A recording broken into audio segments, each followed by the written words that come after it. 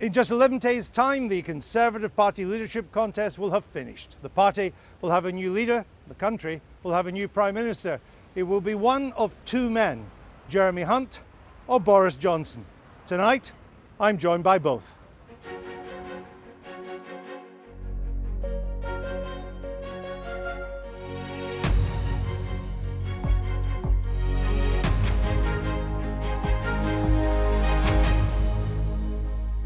Both Boris Johnson and Jeremy Hunt think they should enter Downing Street on the 24th of July. Whoever does win will replace Theresa May at a crucial moment and with a big job to do, to try to resolve Brexit and to unite the country. First tonight, I'm going to speak to the Foreign Secretary, Jeremy Hunt. Let's have a look at his campaign so far. I'm the underdog in this race. I've been the underdog right from the start, and I like to prove people wrong. I'll be the first Prime Minister who has a background as an entrepreneur. The best way to get a deal is to leave no deal on the table. This is not a photo opportunity. I'll be the first Prime Minister we've ever had with a background as an entrepreneur. I'm not sure there's a huge difference between me and Boris, except that I think I'm more likely to be able to negotiate a deal. No Prime Minister is going to last any time at all if they don't deliver Brexit and deliver it very quickly. I'll be the first Prime Minister to have been an entrepreneur. We have started by saying that we're going to turn a coronation into a contest. Now we're going to turn a contest into an upset. Jeremy Hunt, like Theresa May, you voted to remain. Like Theresa May, you're a Tory technocrat. Like Theresa May, you voted for her Brexit deal 3 times. Why would the Tories want more of the same when it's hardly been a golden age for them? Because, Andrew, I am a totally different person and I have a totally different plan. And I did vote 3 times for Theresa May's deal, and I'll tell you exactly why. Because I wanted to leave the European Union as quickly as possible. And had we voted to do that, as indeed did Boris Johnson and Jacob Rees-Mogg and many other people, we would have left the EU by now, and I think we would have been in a better position as a country. But a lot of Tories look at you and they say, we tried you. It didn't work. Trying Theresa in trousers isn't going to be any better. Well, I am certainly not that. And I am the person who argued in the Cabinet very strongly for a different approach to these negotiations. I didn't think the backstop was the right way forward. I thought we should have negotiated harder. But I was also a loyal Foreign Secretary, and I think Theresa May had a tremendous sense of duty to our country, and I owed her that loyalty. But now we have a leadership contest. I am arguing for a different approach, and that's what I'll deliver as Prime Minister. But your problem is that in this leadership contest, almost everything you say now flies in the face of your previous positions. You mentioned the backstop.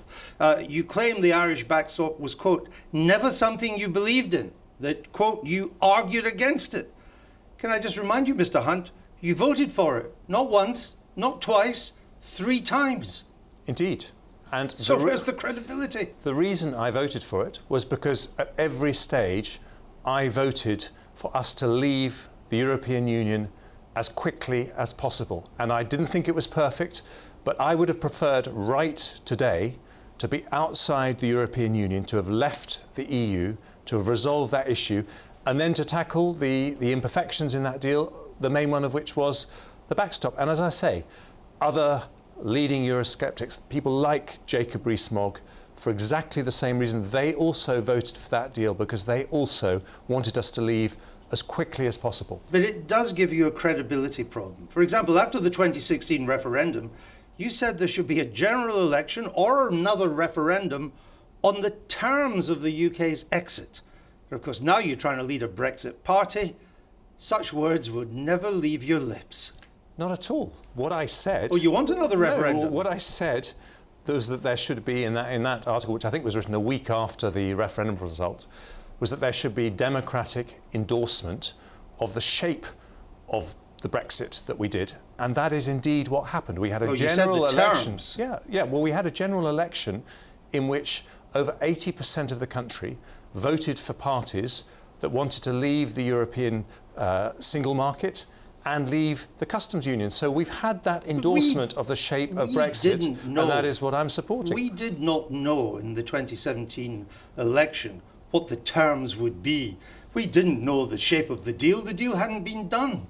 What I was arguing for is the principles of whether we stayed in or out of the single market, whether we stayed in or out of the customs union. You wanted a referendum on the terms, Mr. Hunt. You're now changing your position to try and sound consistent, but you're not consistent. Not at all. The terms, the basic principles of whether we leave, the terms of whether we stay in the single market or not, those weren't resolved by the referendum. They were resolved by the election, and I have voted at every stage. And I want to tell you the most important reason why I voted. How can I be a foreign secretary who stands up for democratic principles in somewhere like Hong Kong if I'm not prepared to stand up for democratic principles at home in this, one of the oldest, most robust democracies in the world? I'm someone who says we are known for being the country where people like me do what the people tell us to do. And that is why when it comes to something as important as the Brexit referendum, we have to show the world that yes, we are that democracy where the people are the boss. And that is in our country's DNA, and it's also in my DNA as well. Well, at the moment under your government, to the rest of the world, we look like a democracy that hasn't got a clue where it's going. And you say the new Prime Minister has... And that's what I want to resolve, Andrew. Right, well, and that's why we need to choose someone who can resolve it. In which you've been in government. And you say the new Prime Minister has to be someone Brussels will talk to. That's your words. Are you saying Brussels wouldn't talk to Boris Johnson? Well, people can make their own conclusions, but as you kindly showed... No, I'm asking what did you mean by that statement? You must, otherwise the statement is meaningless. You must be implying that Brussels will not talk to Boris Johnson. No. And I have avoided in this leadership campaign making personal comments about Boris, because we've got to come together as a party at the end of this. Let me tell you exactly what I meant by that statement. As you kindly showed in the clip before, I would be the first Prime Minister who's been an entrepreneur. You're an entrepreneur? Who knew that? Have you not heard that before, Andrew? Well, let's make it breaking news on this interview, because I think that's a significant point. What do you do when you're negotiating as an entrepreneur? You have to do a deal with someone you trust. People won't do a deal with people they don't trust. And this is very important, because at the moment, Parliament is trying to take no deal off the table. It succeeded in March. It's trying again. So the quickest way to leave the European Union is to send to Brussels a Prime Minister who can negotiate a deal that will get through Parliament, and I'm that person. But when you were an entrepreneur, you didn't do negotiations anything like what will be required in Brussels, anything like this scale. I mean, you go on about being an entrepreneur. You weren't exactly Steve Jobs or Bill Gates, were you? No, I wasn't. And it hasn't trained you to do negotiations in Brussels. Well, I think you do learn the basics of negotiation. You learn the basics of being prepared to walk away. You learn the basics of not being able to blink. And Andrew, you know, this could we need more than the basics, Mr. Hunt. This could be the smallest contract for someone trying to get a business off the ground, as I did.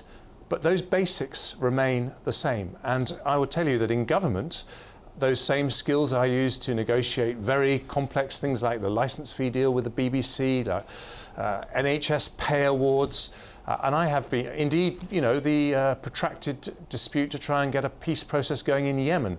So that business of negotiation has been something I have been doing all my life. Be honest, you may have been doing it all your life, but you have no track record of successful negotiation in the big league. Maybe in the minor league, but this is the big league, Mr. Hunt.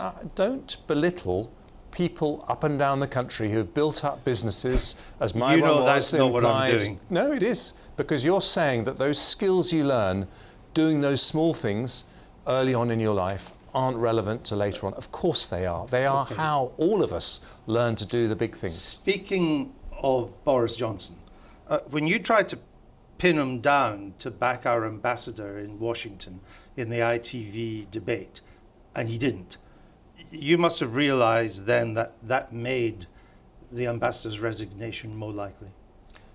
I was disappointed, because I think we have to back our diplomats all over the world. We actually have probably the best diplomats of any country, highly professional people. And Sir Kim was doing his job. He was giving his own personal but totally honest view about the country he was serving in. But did it make his resignation more likely? Well, he said that it was one of the factors, and I think he has said that. And not being backed by Boris Johnson. Has he told you that? He's said it publicly, actually, and I think he's been clear that that was one of the factors, and I think it's a great shame because I need, as Foreign Secretary, our ambassadors to be able to tell me as Foreign Secretary exactly what's going on in their countries, exactly what they think, and I think they need to know that we're going to stand behind them. Back to Brexit. You say that if there's no prospect of a deal by the 30th September, you will, I quote your words, immediately cease all discussions with the EU, focus the whole country's mission on no-deal preparations. But why would you do that before your very first EU summit, which is not until October the 17th? I mean, this is just a posture for Brexit votes, isn't it? It makes no sense. It does, because... Before an EU summit? Because we will talk to the EU. It's entirely possible that if those talks are going well, they would summon an extra summit in September. They want to resolve this quickly as well. And what I'm saying is that it's very straightforward. The thing, to go back to your very first question, the main thing that I would do differently to Theresa May is I would not be proposing anything to Brussels that we can't get through Parliament. And so my negotiating team would have the DUP, the ERG, the Brexit purists in our party, Scottish and Welsh Conservatives, because we must think about the Union as well. We'll put that deal together in August, discussing it with the Irish government. If you're lucky. Well, you know, we will put that deal together, and it will be a deal that can get through Parliament because it will be a deal that works for those groups of people. Then in September we will have proper formal discussions with the EU, and I think we'll know pretty quickly if there's a deal to be done. But if there isn't, we're not going to hang around. So you would walk away before your first summit? No, it's not walking away. I'm just saying it is. To them, you could decide there's no point, and you've not even had a summit with the EU. Well, we'll have. I thought you said you'd learned a lot about negotiation. Yes, and we will be talking to EU leaders. I'll be talking to them over in August and September. You don't need an EU summit to talk to EU leaders, so we'll have those discussions. I know you want people to take you seriously on leaving with no deal, particularly the kind of Tory electorate you have to appeal to. But only in February you said failing to secure a ratified withdrawal agreement would be deeply damaging politically as well as economically, and you are now prepared to take us down a deeply damaging route.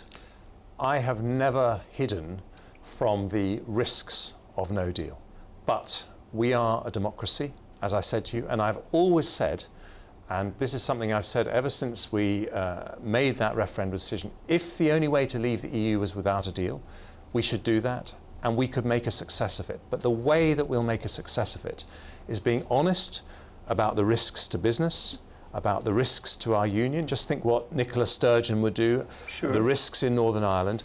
And the way you deal with those problems is not by pretending they don't exist, but by facing them head on. And that is what I would do as Prime Minister. That's why I've announced a package I understand, and we'll come on to that in a minute, but you told us only a year ago that the only person rejoicing at a no-deal Brexit would be Vladimir Putin.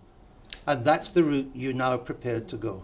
I am. And indeed, so you're that right. Mr. Putin can rejoice, make the Kremlin happy. Well, Vladimir Putin wants anything that causes disruption. And you're going to provide it. And what I was saying in that interview is that we have to be very careful. I was saying to the Europeans, actually, in that interview, because I was in Holland when I gave that interview, be very careful. If you think that no deal is going to be a smooth process, it risks fracturing the friendship. You called it a huge geostrategic mistake that we would regret for generations. And that...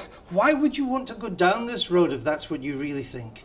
I don't want to go down that route, but I'm willing to. I'm prepared to, and I'm prepared to because we are a democracy. And in the end, leadership, being the Prime Minister of our country, is about making choices. And the number one choice I make, Andrew, is that we are a democracy. We do what the people tell us. And if we take those risks, we will make them work. But my argument in that interview to European countries is that this is not something that you in Europe should take lightly either, because the strength of Europe has been that partnership between the UK and Europe, and that's why we should avoid this if we can. How can you make something work that you believe we will regret for generations? I said that the Europeans would regret. No, no, you said we would regret it too. We, as in it was the whole in of July you were talking Yeah. about the Europeans. It was in August you were talking about us. You said, and it was to ITV News, you said it would be a huge strategic mistake. We would regret it for generations. I mean, I guess my point is, Mr. Hunt, if that's what you really think, and that is what you really think, why don't you leave it to somebody else to deliver this? Somebody who really believes in it, when you clearly don't believe in it. You clearly think it's the wrong way to go. No. And let me answer that question very directly. What I was talking about in that interview was that for the whole of Europe, there are risks in no deal, and it is better to avoid them by coming to a deal. That. And at that point in the negotiations, they were refusing to budge, and I was pointing out to them the risks of that. But what I say, and what I say as prospective Prime Minister of this country, is that as a democracy, we are leaving the European Union. And if the only way that the Europeans will allow that to happen is without a deal, then so be it. We will do it. But it isn't my first choice. I understand And you're it's not your first absolutely right. You're absolutely right that there are elements of no deal that will be very disruptive to businesses, very disruptive to our union, but we will make it work. We are Britain.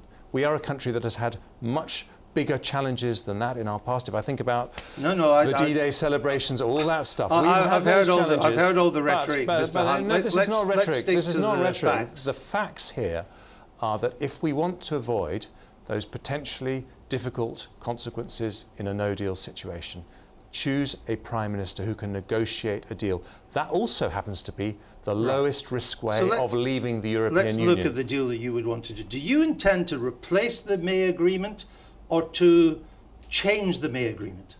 To change it. To change it. And what's the single biggest change you want to make? The backstop. And if you got that, would that by and large make it acceptable? I think it would broadly make it deliverable within Parliament. I think that certainly earlier this year that would be the case, but I will be, as I say, putting together a negotiating team. But what other changes would you want? Well, that is the principal change. So what other changes? Well, I think that I'm saying that is the main change. Well, that's the only change. Let's be honest. I think that here. is the main change. It's yes. the only change you want, Mr. Hunt. Well, I happen to think it's the main one. There may be other elements, but But you can't tell me. Well, what I've said to you, Andrew, if you remember from the earlier answer, is that I will put together a negotiating team which has that coalition to get the deal through Parliament. I will listen, and I will be clear that we will not propose anything that we cannot get through Parliament. You claim that Chancellor Merkel has told you she's prepared to look at changes to the withdrawal agreement. We've spoken to the German Chancellery, and they have told us the withdrawal agreement is not up for renegotiation. What I said was that Chancellor Merkel had said to me that if a new British Prime Minister came forward with a different plan for the Northern Irish border, of course they would look at the package.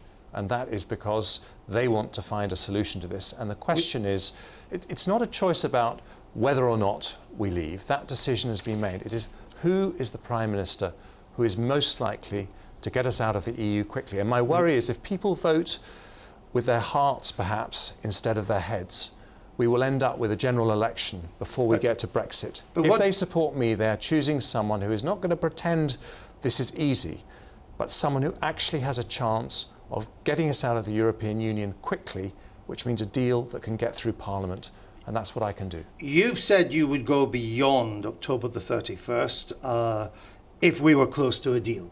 And many people may think that's the grown-up approach. Why would you walk away if you could see in days or weeks a deal could be done if you just needed a bit more time?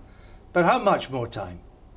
Well, what I've said is that at the end of September... No, I've got that. Yeah, you know, good. Well, at the end of September... Now at the end of October. Yeah. And you think a deal could be done, so you'll extend the deadline. By how much would you be prepared to go? So if we have a deal by the end of September and it takes a little bit more than a month to get through Parliament... You won't have a deal by the end of September, Mr. Well, I Hunt. believe we can. Really? But I believe we can, and as I say, I think that people like Angela Merkel want to solve this problem. If we have a deal, if it's clear to us and to the Europeans there's a deal to be done, then of course I would go for that. And if it took a little bit, a few extra days to get it through Just Parliament... a few extra days? Well, I think in that situation, Parliament will be willing to sit at weekends, will be willing to sit late to So do this, but I think it may take a few extra days, and I would be willing to allow those days, yes. So you go through October the 31st. I'm not arguing with that for the purpose of this interview, but can you give us some kind of commitment as to how or when under you we'd be out? Would it be days or weeks or months?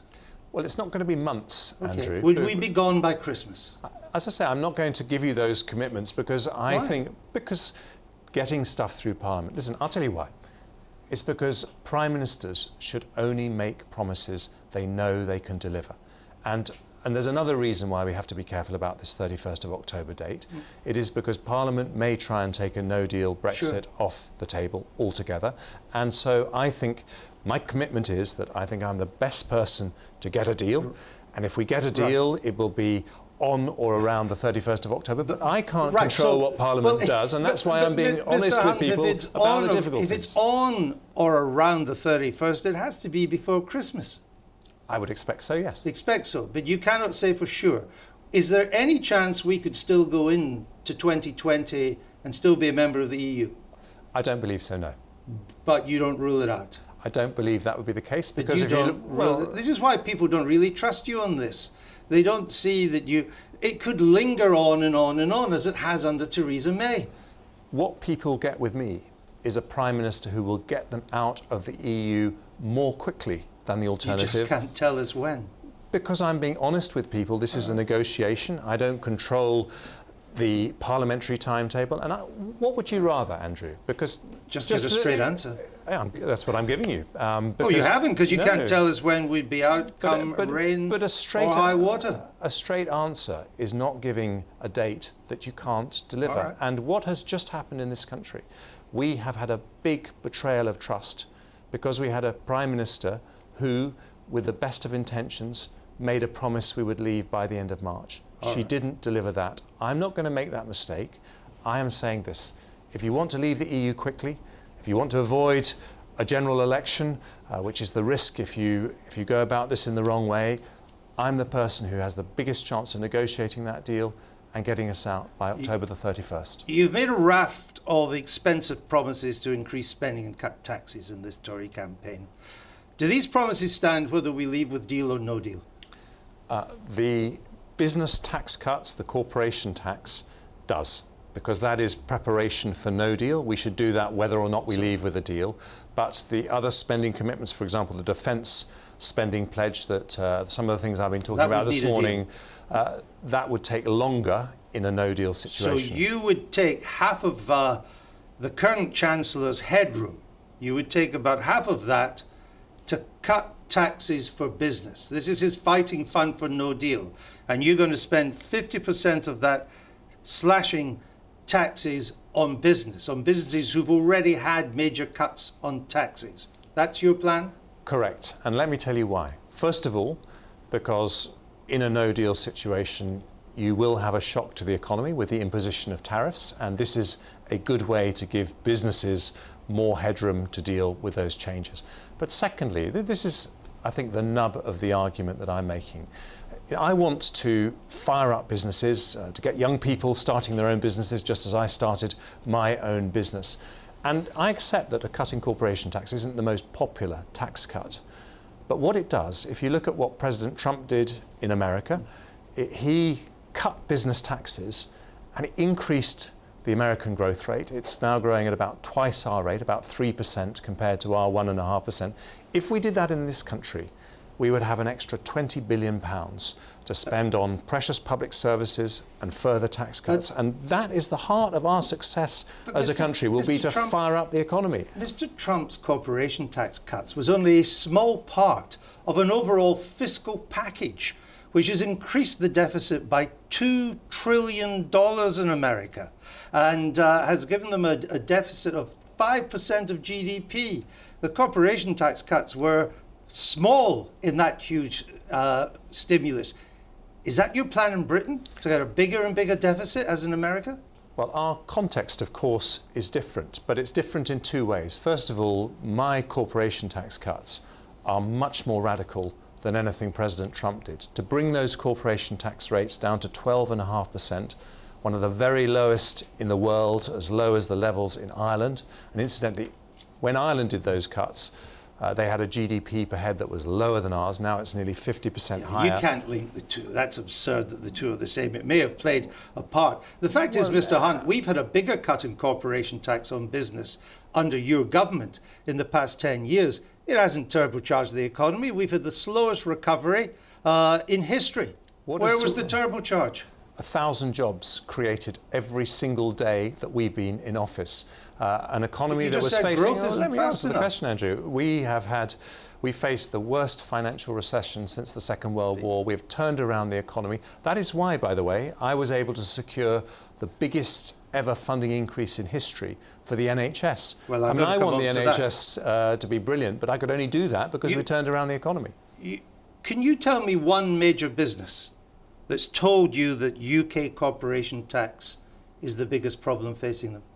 Well, businesses welcome business tax cuts. Well, they always do that. But can you tell me any business that has said to you, you really need to cut corporation tax? I'm not doing this because businesses have asked me. I'm doing this because it's going to grow our economy and put us in a strong shape to deal with a no-deal Brexit. It hasn't so far. Can you tell me any businesses asking you to do this? Businesses say that if you give businesses tax... Well, hang on, Andrew, if you don't mind letting me answer the question. Just give me a name. Yes, I'm telling you that businesses ask for business tax cuts. My business tax cuts package includes corporation tax, increases in the capital allowances that will boost our productivity, taking 90% of high street businesses out of business rates. Some of these are more popular, some of them are not particularly top of people's lists. Take them together and you get what you were talking about with President Trump. You get a package of tax cuts that will turbocharge our economy. Well, you keep on saying turbochargers. It's a meaningless phrase. It didn't do it in America. It hasn't done it in Britain. But here's the real issue. Andrew, get your facts right. It did do it in America. No, America but what has I'm got saying a very high growth rate. What I'm saying to you is that was only a part of a much bigger package. But let us move on. So is my corporation tax part of a bigger package? Well, actually, it isn't. You're only going to spend $13 billion in no-deal tax cuts. That's all on corporation tax. But you were just criticising me, saying that was too much. Let me ask you this. This is the biggest package of business tax cuts that we've had in living memory. It's a big thing to do. Mr. Hunt, if there is no deal, the people that will really need help will not be businesses, though they need help too. It'll be those on low incomes. Because if the pound plummets, food prices are going to go up, fuel prices are going to go up. Those on low incomes will start to struggle. And yet you are going to spend $13 billion on a business tax cut and nothing for them. What do people on low incomes need? They need jobs. What is my package for a no-deal Brexit? It is corporation tax cuts so that businesses carry on employing people. It's £6 billion for our farmers and our fishing community so that they don't have to lay people off in a hurry. They can change their business models. This is support for businesses so that they can carry on supporting individuals and families. So you've got your $13 billion for business.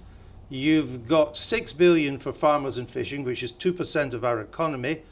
What are you going to do for the other 98% of the economy under no deal?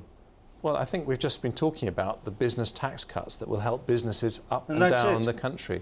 Well, this is a £20 billion package to help businesses weather a no-deal Brexit. No one else has announced a package anything like this. This is a very, very large package. And there'll be other things that we're doing, other measures that the government will be doing to prepare for a no-deal Brexit. My point is this. The way you deal with a shock like this to the economy is to prepare, is to have a plan. Then we can avoid that impact on people with low incomes, which of course has to be our first priority. And as you find this extra money, as you borrow it and you cut taxes and you spend more here, there and apparently now everywhere, will you still stick to the existing fiscal rules that constrain spending? Well, what I've announced in terms of my tax cuts and spending plans sit within Philip Hammond's fiscal rule. They sit within the headroom that we have. I've been very clear that things that I think we need to do to walk tall in the world, like support our Royal Navy, invest in our defence, they would take longer to do in a no-deal situation. So but they I couldn't will, be done at the moment within the fiscal rules? Not if we had a no-deal situation. Taking people out of national insurance can't be done within the existing rules? Not if we had a no-deal Brexit. It would take longer to do, correct. A lot more money for social care couldn't be done within the fiscal rules? It would take longer to deliver those promises in a no-deal situation, correct. Let me turn to health. You were the longest serving health secretary. You said, I walked around hospitals, the NHS, where I've known they need more money, and I hadn't been able to give it to them. Why did you tolerate this underfunding for so long? I didn't. I spent my time as health secretary. Look, let me be clear about the NHS. I have 3 kids that were born on the NHS. My father was looked after till the end by brilliant NHS care. But we have a big problem of capacity with the ageing population. So after I'd been in the job for 2 years, I secured an extra £8 billion a year ahead of the 2015 general election. I then went on to secure an extra £20 billion a year, a huge increase. And the rate of increase is still lower than the post-war average under you. The increase that I secured was the biggest single increase. It's the lowest average annual increase, lower than any other government in modern time. Andrew, you're playing with statistics. It is true. Because they're accurate. No, they're not actually, because my increase was the biggest ever. But yes, you're right. We had a period of austerity from 2010 where we had that financial crisis and we weren't able to increase it by as much as we wanted to. All right. But then I managed to get that increase, and that was because of those difficult decisions that we'd taken. Jeremy Hunt, we've run out of time. Thank you for joining us. Thank you. In a moment, I'll be joined by the other candidate in this race, Boris Johnson. Let's have a look at his campaign so far. After 3 years and 2 missed deadlines, we must leave the EU. Good morning, everybody. Good morning. I'm not attracted to the idea of a no-deal exit from the EU. We should not be terrified of a no-deal Brexit. Well, I'm proud to have officiated over the development of this revolutionary sausage. Kick the can again, and we kick the bucket. You are peddling optimism, and I'm saying we think can this make a country needs tremendous. a bit of optimism, Boris, frankly. why don't you?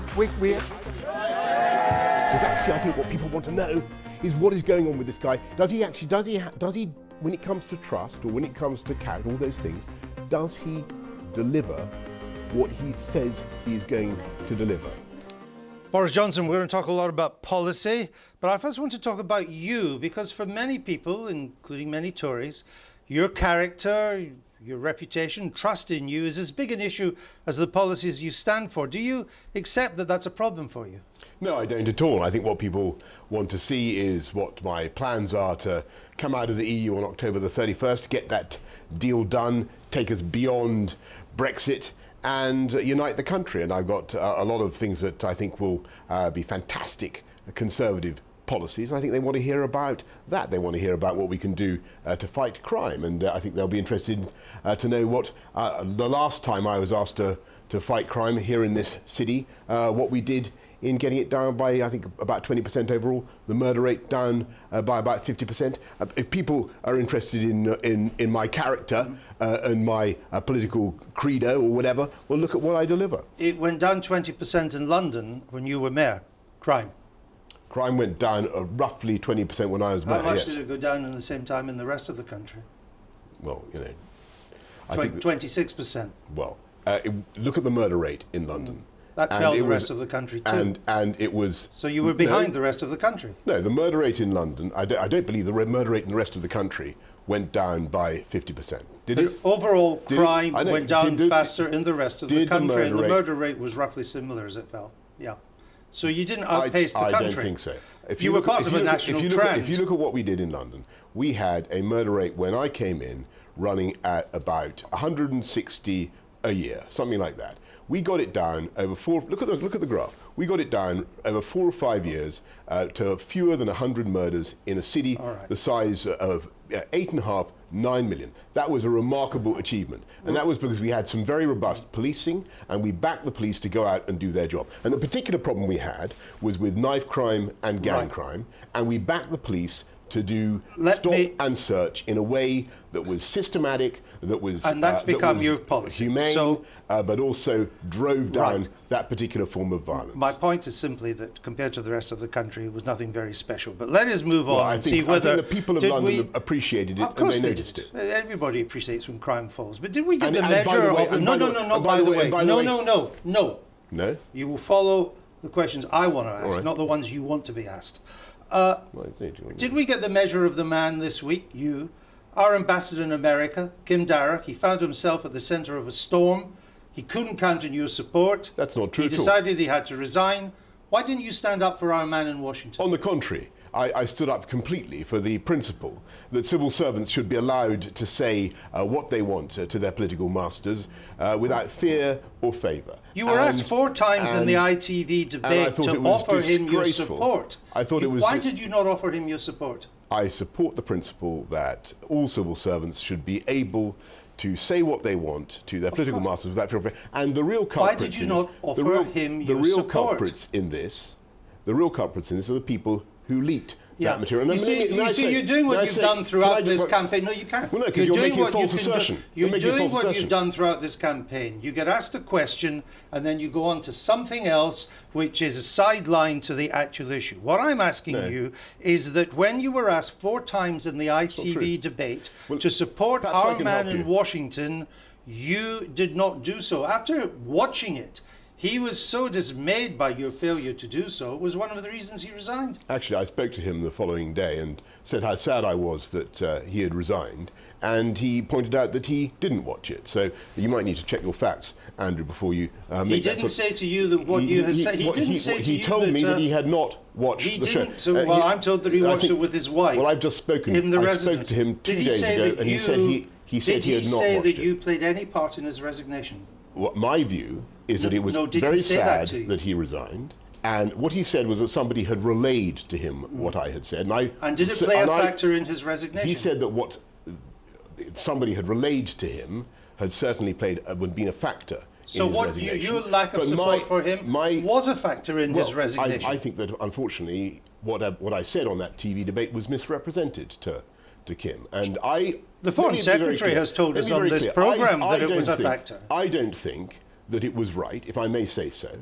I don't think that it was right that his career should have been put into the public domain in the way that it was, and that the career prospects of Sir Kim Darroch, who is an estimable public servant, a great diplomat, should have become a political football. Right. And I think that was a great shame. But that is not the issue that I'm asking you. Jeremy Hunt sat in that chair just very shortly, and he said on this programme that you were a factor in his resignation. Kim Darroch is saying that. Do you accept that? Well, as I say, I think that I did everything I could to show that I deplore the leaking of confidential briefings. We know that. That's not my question, This is a question that you must direct to others. My question is, it's to you because it's your responsibility. Do you accept that your failure to support him tipped him into resignation? No, the Foreign Secretary is saying that. I don't accept that. No. Mr. Darroch is saying that. No, I don't accept that because I think that I think that if people want to, again, to turn this into a political football, that's most unfortunate. It is very, very important that we... But you used it as a political football against Jeremy Hunt. You started to ask him in the ITV debate, well, how long will you back him? Will it be after Christmas? Will it be January? Will it be February? You used it as a way to avoid answering your own question. That was because the career prospects of a distinguished public servant had been dragged into the political debate in a way that I thought was wrong. It's the job of politicians to stick up for civil servants and to support them. And you didn't. In their listen, I think that it was. I rang Kim the following morning. I was very surprised that he resigned. The president and I thought it was called him wrong. Wacky, pompous, a fool, stupid. You didn't have a word of criticism of the president. Well, I'm on record as saying plenty of critical things of the president in the past. And people worry, will you be as craven if you were Prime Minister? I've been, towards the United States of America, craven. Towards anybody who's powerful in the world. Don't be ridiculous, if I may say so. When it comes to sticking up for UK interests, whether it's over climate change or over disputes with Iran, over the Iran nuclear deal. We have been very, very forthright with the United States of America, and I will continue to be forthright. And by the way, Andrew, you may have forgotten that when the President of the United States saw fit to insult London, and actually he, rather like you, he deprecated the achievement of Londoners in reducing crime and said that London was not a safe place. You said he was stupefyingly ignorant. And London was not a safe and place. And unfit to hold office. I fired back, as you would expect. Yeah. But and that is what I did. using that kind of language? I don't think it is. My point about Kim was I thought it was most unfortunate. Is he still stupefyingly ignorant? I thought it was most unfortunate Is he still that Kim's career was dragged ignorant? into the public domain. Is he still stupefyingly ignorant? Of what? Mr. Trump. Well, rather like you, he seems to think that London, we didn't achieve as much as I thought we achieved in reducing crime. This has been the theme of your campaign. I want to come back to why, when our ambassador was in the front line, in the crosshairs, you did not stand up for him. Because That's I what thought worries it was people. totally wrong to drag into the public domain the career prospects of a senior official and to turn that into a political football. And I thought he just needed your support. I thought what was necessary was to give a general statement of support for the right of, and the duty and the ability of civil servants to convey their views to ministers confidentially and to have that confidentiality respected. And unfortunately, what happened in the case of Sir Kim, who is a great public servant, is that his views were leaked, and that was a great we know all shame. that. You mentioned Iran, and this again plays to your reputation for being careless, even cavalier with words. Maybe acceptable in a columnist, but perhaps not in high office. British citizen Nazanin Zaghari Ratcliffe, currently incarcerated in Iran. She's found this out to her cost. Can you explain to us why, as Foreign Secretary, did you say she was teaching journalism in Iran? I've already made clear that that was a mistake. Why did you say it? I already made clear that that was a mistake. We know it was a mistake. Why did you say it? And I repeated many times that she was on holiday. And if I may say, the responsibility for incarcerating Nazanin and others is Iran. Well, nobody's arguing about that, though. It's the one that you go off on all the time to try avoid answering the question. Why did she say... I'm doing my best to answer your question. Why did you seem rather choleric, Andrew, if I may say so. Journalism. I mean, it's a big difference from being on holiday and teaching journalism. Why did you say that? Actually, that's not quite what I said. Did you read your brief properly? Was this sloppy? If you look at what I said at the limit what she was doing was teaching journalism. What I meant to say was, that was the most they could possibly accuse her of. As it happened, it was not even that was not true. You made a bad situation worse. Well, actually, there's no evidence for that. The reality is that she is being detained at the behest of the Iranian Revolutionary Guard. The issue is not who's behind this. We know the Iranians are the bad guys. People are going to want to blame me for absolutely everything. We try to work out. You're trying to blame me for... No, I'm trying to work out if you made a bad situation even worse, because many things came out on Iranian state TV. They welcomed your remarks. It was an unintended confession. The issue is, did you master your brief? Were you sloppy? Did you not get on top of it? Because as Prime Minister, doing that could cost lives. Well, as I say, I reject entirely the assertion that anything I said made things worse. And indeed, I think that any attempt by others to point the finger of blame at the UK government, at the UK foreign... Well, you are. If I may say, I'm not doing that. I'm trying to work out if you made it worse. There's a volatile situation in the Gulf at the moment. Correct. It is a dangerous place. Our ships are under attack. The Royal Navy has had to be mobilised. That's absolutely right. All the more reason to be firm with Iran, and not to inculpate ourselves and as it were, to assume blame for situations where the Iranians are themselves. No one's doing it. You go off again at a tangent to avoid answering the question. The issue is this. I don't understand the thrust of your interrogation. Loose lips cost ships. Well, I think you have loose lips, Mr. Johnson. When it comes to what's happening, to answer, if you're asking a serious question about what's happening in the Persian Gulf, clearly we need to make sure that UK shipping, British shipping, oil supplies can be properly. I was asking about your ability to handle. You talked about something costing ships. I was talking about your ability to handle the crisis. You said that. So let's see if we can get on to Brexit, because this is the area the British people do need to trust you. You say you leave on October the 31st. Do or die, deal or no deal. Yes. But the first EU summit isn't on October the 17th. Supposing at that summit there's a breakthrough. things continue to go well. A deal is in the making. Both sides say so. But it can't be done by Halloween. Are you seriously telling us you'd walk away?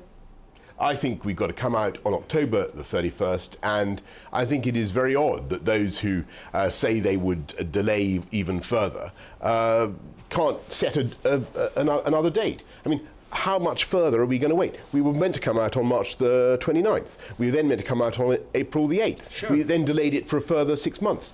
I think this is leading to a huge erosion of trust in politics. If the EU says to you... People feel that unless the government, unless the political parties get their act together and come out of the EU on October the 31st, which is what I will deliver, I think people will not return either to the Conservative Party or indeed to the Labour Party, who are also hemorrhaging support. We know Labour's hemorrhaging support, and so is Europe. Let's get this thing done. I don't disagree with you. Hold on. Even if the EU says on the 26th of October, we really are close to a deal, but it's going to take another 10 days to 2 weeks. And you agree with that. You think, yeah, we are. You wouldn't walk away. That would be ludicrous. Well, we will get a deal by October. It would be 31st. ludicrous to walk away, wouldn't it? And I think it would be absolutely insane now to say that yet again we have a phony deadline. It all can be kicked off until kick the can down the road till the Greek calends. Nobody believes you would walk away in these circumstances. Be honest with the British people. No, I think it's very, very important that we get ready to leave on October the 31st, come what may. And we will. And this is a great country, a great economy, and we can prepare for it. And I think actually the people of this country are fed up with being told that they can't do X, Y, or Z. They've got to prepare to stay in, that their politicians are fundamentally incapable of making these choices. So let's see on what basis you might be able to take us out. I think we were mandated. We were mandated as a parliament to come out of the EU. We voted overwhelmingly we know to all trigger this, Article Mr. 50. Johnson. Well, Stop. you may know it, but people in the country don't know. Look, and it's high time this we got on bluster with may it. get you through the hustings. It doesn't work with me. I'm trying to pin you seem down very, very on some facts. Andrew, if I may say so. You've said the May deal is dead, defunct. But if the EU agreed to a crucial change in the Irish backstop, kind of change you want, you would back it. That would be enough, wouldn't it? Well, they've said that they're not going to do that. No, but if they did, it would be enough. But everybody says that they're not going to do that. Listen, what we need to do is very simple. But you want a change. Shall I tell you what we're going to do? No, I'd like you to. No, I'd like you to answer my question. You what we're going to do. I want you to tell me what you would do if the EU agreed to a suitable change to the Irish backstop. Well, what they need to do to the Irish backstop, as I've said repeatedly in this election process, is they need to take the 175 pages of the Irish backstop and they need basically to remit it, to remove it, to delete it, and to put the solution to all the issues of frictionless trade across the Irish border and indeed elsewhere, and resolve them in the context of the FTA, the Free Trade Agreement, that we will do after we have come out on October the 31st. There's a problem with that because is the way forward. The European Union doesn't see the backstop as part of the future negotiations.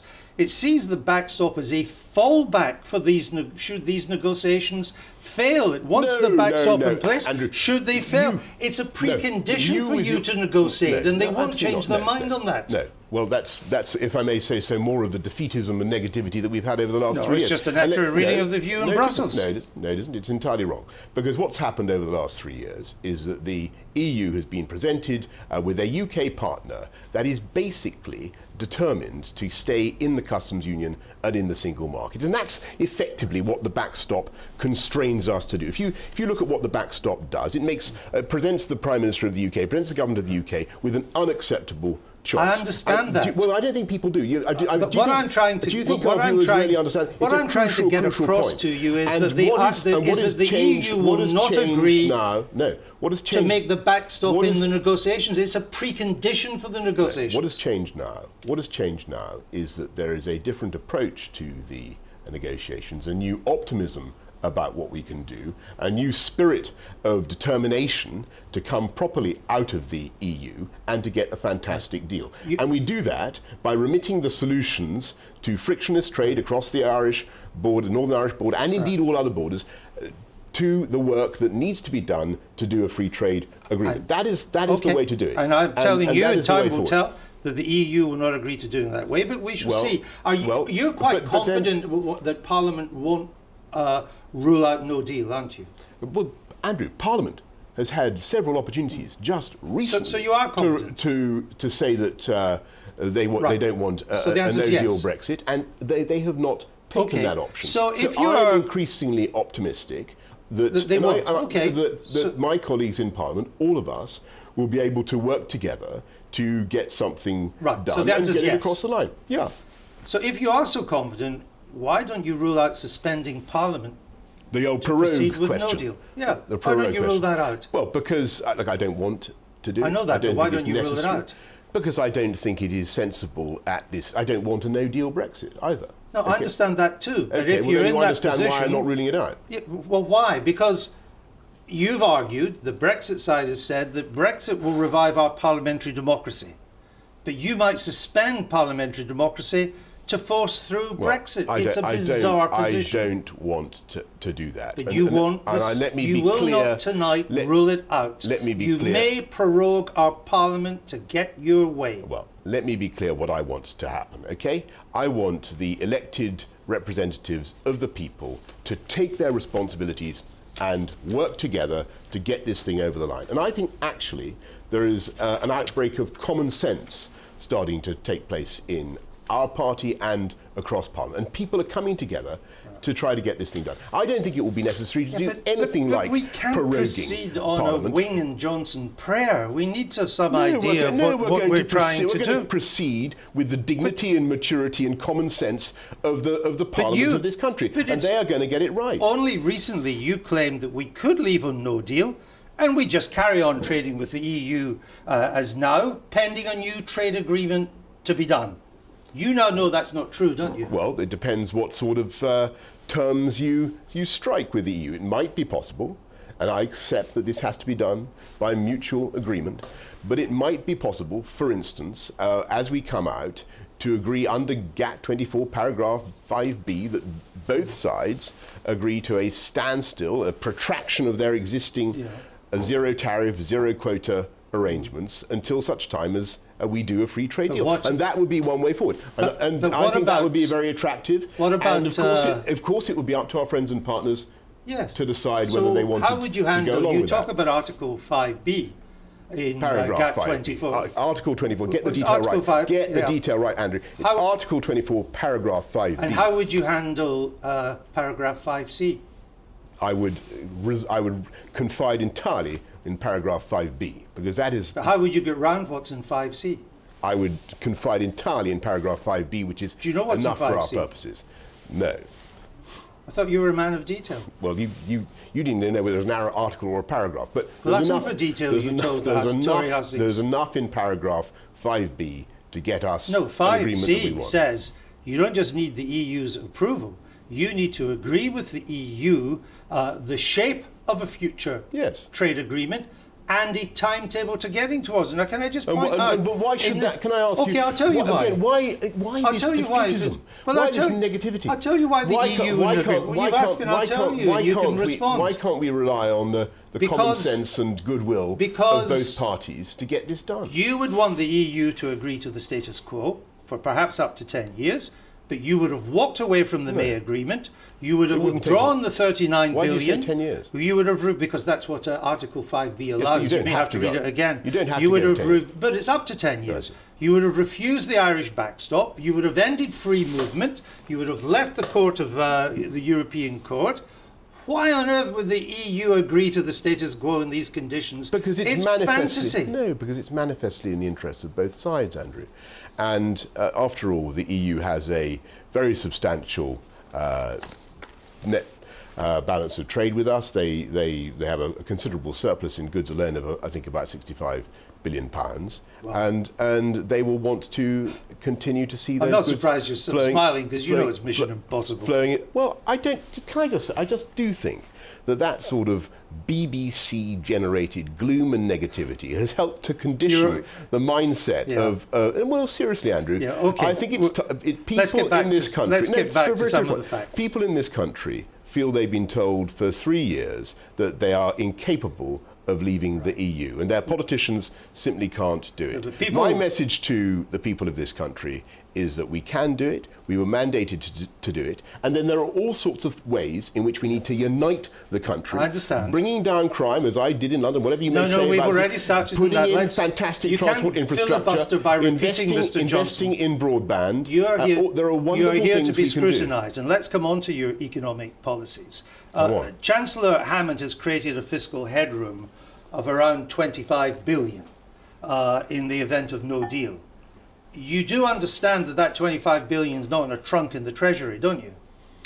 Listen, there is an opportunity now. If you're talking about our spending plans, But do you understand it's not in the Treasury? You'd have to borrow that. there is an opportunity now. The deficit has been greatly reduced, as you know. Right. Would you stick to the about- existing fiscal rules? And we would continue to bear down on on national debt, and we will be setting out in a budget and a spending review exactly what we will be doing on the fiscal rules Would you and everything continue else. with the current government's fiscal rules, We will which be constrain borrowing and What I spending? can tell you is that we will continue to reduce this country's debt, and we will be setting That's out our what? plans. We will be setting out our plans. What is the current debt? The overall government borrowing, it's about 80% of GDP or thereabouts. It's 83%, but it's Anyway. 1.8 trillion. Sure. Okay. Now, one of the existing rules we would is that you continue keep to reduce our national which debt. you But accept, there is which also, you would there is accept also the would headroom. limit how much There you is borrow. also the headroom now to take some of that cash and invest it in things that I think really matter to people, such as levelling up spending on education Right. around this country, such as investing in police. You know, I've talked earlier No, about and you policing. want to spend quite a lot, we should, 20, 30 billion, depending well, on how you actually, do it. it's But actually would- it's nothing like that would sum, you but stick- we don't even reach the But headroom. in We don't doing even this, reach the would you headroom. stick to the second fiscal rule? We will be setting out our spending plans Would you and stick to our the second- budgetary plans in the course You of know the what the budget second fiscal and rule the is. spending review. We will be setting out all our plans on any number of fiscal It is- rules in the course Well, let of me the tell budget it is that and you. the The spending second rule review. is that you can't borrow more than 2% of GDP. We will be setting out our plans So- in the course of the But you- and I repeat, we will continue to bear down on our share on the debt, Right. which you correctly identify Can at you about tell 83% the viewers, of GDP. because this does seem to be a more laxical conservative fiscal Laxical? policy. Can What's you tell? laxical? Can you tell the Can the you tell the viewers viewers what laxical means? or even lackadaisical, maybe more accurate? all right. But can you tell the Laxical is not a viewers word. what limits would you place on borrowing? Look, I will set out, or we will set out, if I'm lucky enough to be successful in this campaign, we will be setting out our spending plans, our fiscal plans, I our thought you tax had raising done that plans. in this campaign. Well, I've given some What would be the indications constraints that on borrowing? all we've done is set out some very modest pledges, actually, which total actually about 15 billion. We've got, of course, it's right to say. They're not we've that got- modest. Some it's of your right to costs say- are. Some of they're it is considerably more modest. 11 It's billion, consider- 13 No, billion, well, 10 billion. I don't You're know all whose over the math. I don't know place. whose math that is, but Yours. no, on the contrary, our calculations are that it tops out at about 15 billion when you take the policing, the provisions on education and all the rest of it. Well, and these are very, very sensible things to do. And don't forget that the Chancellor's revenues have been exceeding his expenditure. There is cash around. I think most people in this country, Andrew, want to see some money go on education and go on policing. And I'm that is what we're going trying to do. to And understand under it's what the also a rules would be. disgrace. It's also a disgrace that in this country only 7% of the people have access to full fibre broadband, whereas right. in Spain But about let me just 85 come on. or 90% have you access say it's to all it. costly, but you proposed a huge tax cut for the relatively affluent. That was about 9 billion. That was then attacked because it went to people on over 50,000. So you proposed cuts in national insurance for low earners. That's No, another we proposed to 13 lift, we proposed billion. to lift the threshold. And it comes back to this: you can't be trusted. You say, "Oh, tax cuts for the affluent." Oh no, we better give tax cuts to the cuts to the low Nonsense. earners as Nonsense. well. Look at you my just record. say whatever Come on, it come takes on. to get you out of a Nonsense. hole. Look at what we did in London, where we massively expanded the living wage. We put cash into the pockets I'm of some of the talking about poorest your families. tax cut Well, I'm talking. proposals. If people want to judge what I'm You going to cannot do. do Look at both. Look at what we did in London. So who comes first? We massively expanded the living wage. Who comes first, and Mr. Johnson? Look at what I Who did. comes first? The people who are earning over 50,000 or those under 12,500 who pay national We insurance? will have a package that looks comes after first? the poorest come first. But that The poorest wasn't what come happened first. in your The tax poorest cuts. come first. Now, I'll tell The you, richest came first. Look at what happened in London after 8 years as mayor of London. You're not in charge of te- income tax or national Let me insurance tell you, in after London. 8 years as mayor of London, it was the poorest quartile of society who'd Right. seen the biggest growth in life expectancy and the biggest growth Which in their may- overall prosperity, okay. and that when we managed to level up across the entire city, Andrew. And that is what we are going to do throughout this country, with infrastructure, with education, with full fibre broadband, and one of course final by fighting question crime. That for is the you. way forward. Someone, and I'm coming that back will to bring this- finish that with will bring the this country issue together. I'll of tell you character. something. No, you won't tell me something because I've got one more question then. and I'm going to ask it. Someone who's worked for you, who knows you well, says you're all flaws and no character. The Well, British people will face huge and unprecedented risk with Boris Johnson as Prime Minister, won't they? No, I think that the British people face one serious risk, and that is that we failed to get Brexit done, we failed to unite our country, and we thereby are so remiss as to allow the government of this country to pass into the hands of an avowed Marxist or semi-Marxist who would put up taxes, and you've been talking a lot about taxes just now, Andrew, who would put up taxes on inheritance, on pensions, on incomes, on corporation tax. He would be an economic disaster. Jeremy Corbyn and the Labour Party would Boris be a disaster. Johnson, And don't forget thank that you the very last much. time I had to fight Boris them, Johnson, I thank you very defeated them much. when we were... That's it from me, but you can switch over to the BBC News channel for further coverage of these interviews and the rest of the Conservative Leadership Contest. Goodbye.